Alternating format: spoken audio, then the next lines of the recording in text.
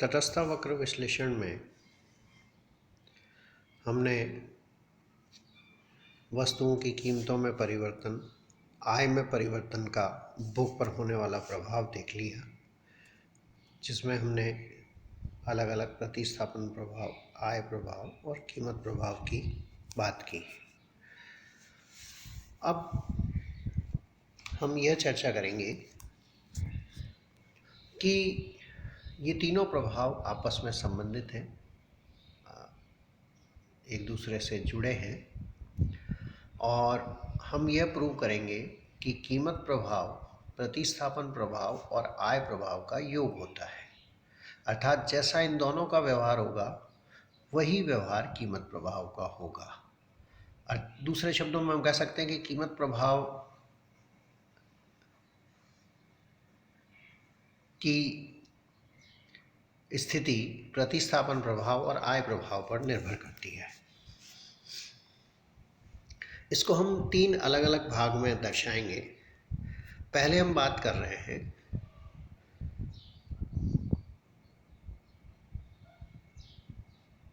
इस चित्र के अनुसार। इस चित्र में हम देखें आरंभिक कीमत रेखा PL1 और तटस्थ वक्र IC1 के साम्य बिंदु E पर उपभोक्ता संतुलन पर है। यहाँ व्यक्ति X की OM मात्रा खरीद रहा है। अब हम मानते हैं कि X की कीमत कम हो गई, जिसके कारण नई कीमत रेखा PL2 हो जाती है।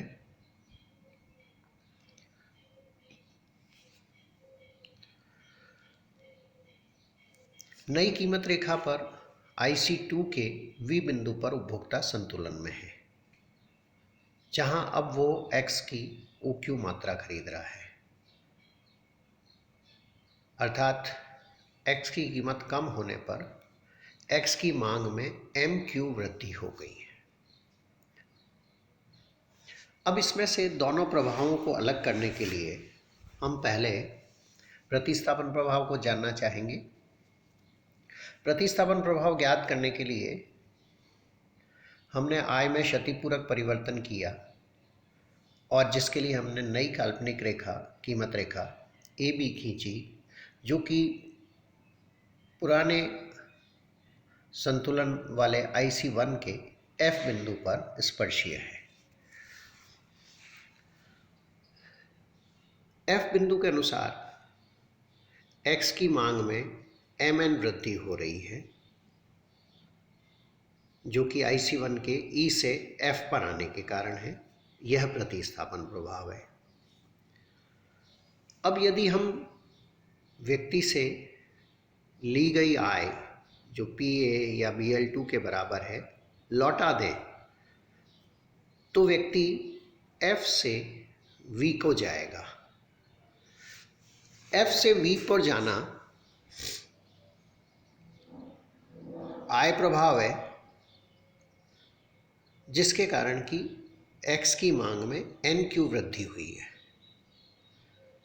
तो MN वृद्धि प्रतिस्थापन प्रभाव के कारण और NQ वृद्धि आय प्रभाव के कारण, और दोनों का योग करें तो कुल MQ वृद्धि हमारी कीमत प्रभाव को दर्शाती है, जो कि इन दोनों प्रभावों का योग है। तो यह स्पष्ट होता है कि कीमत प्रभाव आय प्रभाव और प्रतिस्थापन प्रभाव के योग से प्राप्त होगा। ये पहली स्थिति है।